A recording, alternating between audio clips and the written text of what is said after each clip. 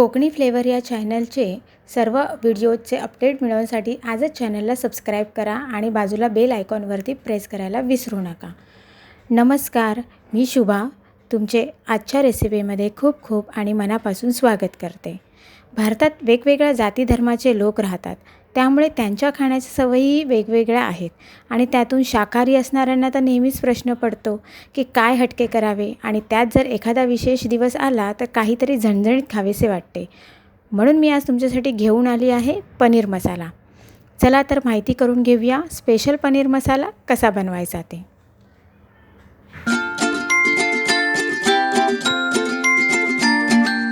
पनीर मसाला बनवण्यासाठी लागणारं साहित्य आहे.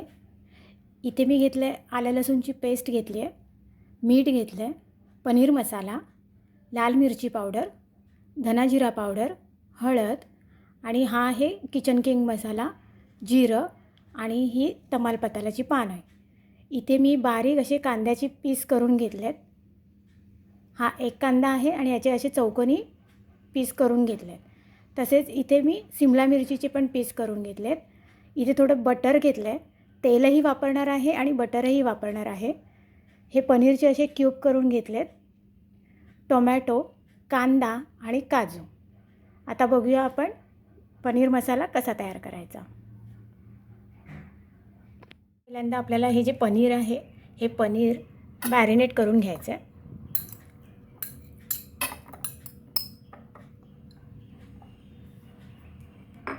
त्यामध्ये आपण ना थोडंसं मीठ घालणार आहोत आणि थोडंसं लाल मिरची पावडर थोडीशी, आणि हे 10 मिनिट मॅरिनेट करून आहे ना 10 मिनिटासाठी ठेवून द्यायचं आहे. हे व्यवस्थित असं टॉस करून घेतलं ना का सगळीकडे व्यवस्थित मसाले वगैरे छान लागतात.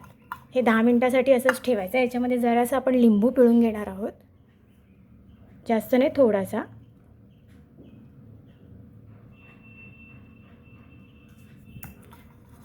आणि व्यवस्थित असे टॉस करून घेऊया आणि हे 10 मिनटं असे ठेवूया आणि मग आपण ते फ्राय करायचे आहेत.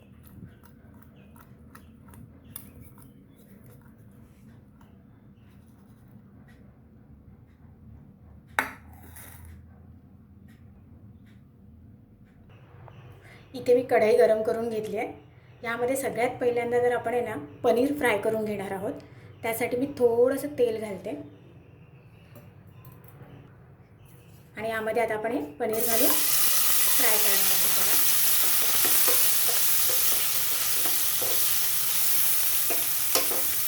चांगला ब्राऊन कलर याला, ब्राऊन कलरचं असं ना कोटिंग आलं पाहिजे तोपर्यंत आपल्याला फ्राय करायचं आहे दोन्ही बाजूने. अशा पद्धतीने आपल्याला व्यवस्थित पनीर सगळे फ्राय करून घ्यायचे आहेत. हे बघा, त्याला व्यवस्थित असं ऑरेंज कलरचं कोटिंग असं आलं आहे चांगलं. आता आपले पनीर फ्राय करून झाले आहेत, आपण ते काढून घेणार आहोत. आता आपण ह्याच कढईमध्ये मगाशी जो आपण कांदा चिरून घेतला आहे हा कांदा आपण फ्राय करून घेणार आहे. त्याचबरोबर आपण त्यामध्ये काजूही आपण फ्राय करून घ्यायचे आहेत.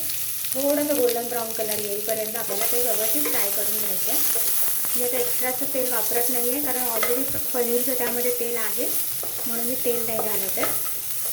थोडंसं फ्राय करून घेते मी. कांदा आपला व्यवस्थित ब्राऊन झाला आहे. आता त्यामध्ये आपण टोमॅटो घालून घेणार आहोत आणि ते पण आपण जरा नरम होईपर्यंत परतून घ्यायचं आहे आणि त्यानंतर आपण ह्याची पेस्ट करून घेणार आहोत. अशा पद्धतीने व्यवस्थित आपण हे मिक्स करून घेतलं आहे. आता आपण याची पेस्ट करून घेणार आहोत. आता मी गॅस बंद करते हां आणि पेस्ट करून घेते. इथे मी पुन्हा कढई गरम करून घेते. त्यामध्ये मी थोडंसं तेल घालणार आहे. थोड्याशा तेलामध्ये ही जी सिमला मिरची घेतली ती मी थोडी परतून घेणार आहे. थोडे थोडे, जास्त नाही, थोडंसं. आणि हा कांदा जो घेतला आहे तोही त्यामध्ये परतून घेणार आहे.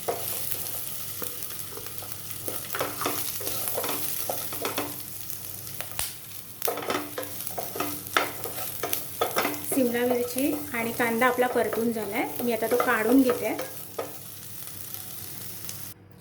इथे मी परत कढई गरम करून घेतली आहे. त्यामध्ये मी थोडं तेल घालणार आहे. ढाबा स्टाईल पनीर मटर म्हटलं की तेल आणि बटर हे असलंच पाहिजे जास्त. यामध्ये मी आता हे बटर पण घालून देते.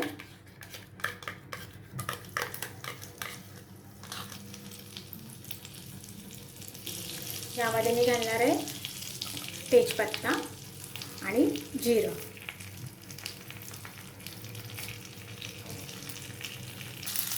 आता आपण यामध्ये घालणार आहोत आलं लसूणची पेस्ट. त्यामध्ये घालणार आहोत मिरची.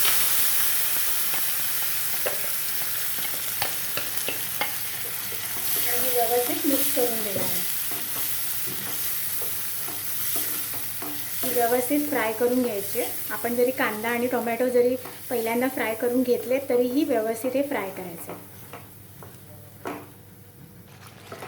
आपली पेस्ट आता व्यवस्थित फ्राय झाली आहे. आता आपण जे मसाले घेतले होते ना, हे सगळे मसाले आपण यामध्ये घालून देणार आहोत.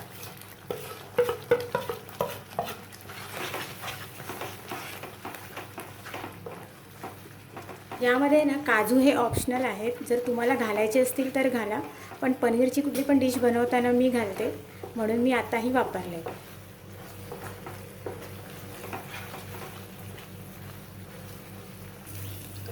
मसाला आपला व्यवस्थित फ्राय झाला आहे सगळा. यामध्ये मी थोडं पाणी घालून घेते. आता आपण ह्या ज्या भाज्या घेतल्या होत्या ना सगळ्या, पनीर, कांदा आणि शिमला मिरची, ती यामध्ये घालून घेणार आहोत आपण.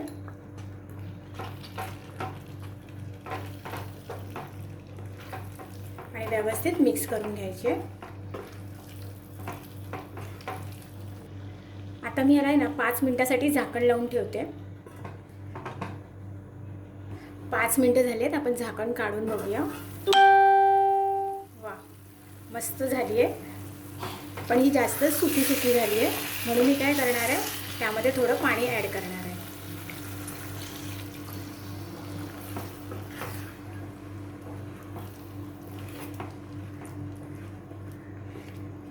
कारण थोडंसं ग्रेव्ही असलेली बरी असते ना, एकदम सुखं पण नको. मगाशी मी जास्त पाणी त्यामध्ये ॲड केलं नव्हतं, कारण की कसं ज्यावेळी विदाऊट पाणी आपण न घालता जेव्हा आपण त्याला हे करतो ना, शिजवतो ना, तेव्हा पनीर भाज्यांमध्ये ना थोडा मसाला मुरतो आतमध्ये. म्हणून कधी पण पाणी घालायच्या अगोदर 5 मिनटासाठी किंवा 2 ते 3 मिनटासाठी तरी झाकण लावून ठेवावं. म्हणून मी झाकण लावून ठेवलं होतं. आता हे प्रॉपर पाणी झालं आहे. मग आता मी परत 5 मिनिटासाठी ठेवते, म्हणजे आपली भाजी पूर्णपणे रेडी होऊन जाईल.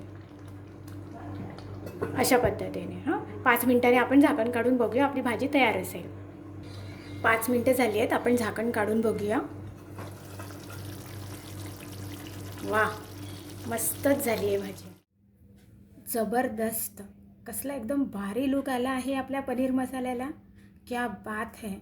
पनीर मसाला तयार झाला आहे. पाहिलंत ना, आपला ढाबा स्टाईल पनीर मसाला एकदम सोप्या पद्धतीने तयार झाला आहे. कोणतेही जास्त मसाले वगैरे नाही आहेत. घरच्या घरी अगदी सहजरित्या हा पनीर मसाला बनवणे शक्य झाले आहे. त्यासाठी तुम्हाला अगोदर ही रेसिपी ट्राय करावी लागेल. आणि ट्राय केल्यानंतर तुम्हाला तर माहितीच आहे, कमेंट बॉक्समध्ये कमेंट द्यायला विसरू नका. त्याबरोबर लाईक पण करायला विसरू नका. जास्तीत जास्त शेअर पण करा आणि चॅनलला सबस्क्राईब करा. चॅनलला सबस्क्राईब करून बेल आयकॉनवरती पण प्रेस करा. थँक्यू.